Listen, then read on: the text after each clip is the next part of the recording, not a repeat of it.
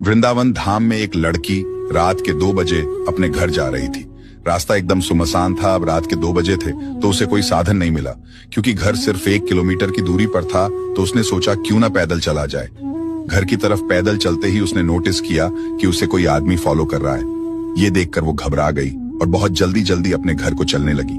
जब वो फिर से पीछे मुड़ी तो उसने देखा कि वो आदमी उसके एकदम क्लोज आ रहा है और वो महिला बहुत डर गई और डर के कृष्ण और बलराम को याद करने लगी।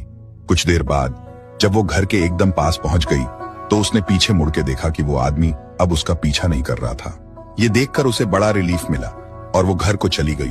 अब कहानी यहाँ खत्म नहीं हुई है।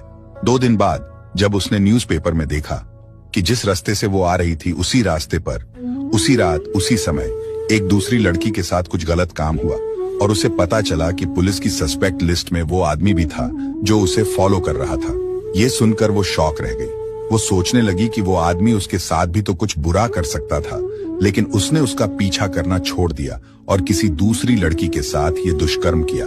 जब पुलिस ने उसे उस आरोपी की पहचान करने के लिए पुलिस स्टेशन बुलाया तब उसने उसकी पहचान करने के बाद उस आदमी से पूछा कि तुम मेरा पीछा कर रहे थे और अगर चाहते तो तुम मेरे साथ दुष्कर्म कर सकते थे, लेकिन तुमने ऐसा नहीं किया और किसी कारणवश मेरा पीछा करना छोड़ दिया और किसी और लड़की के साथ ऐसा किया।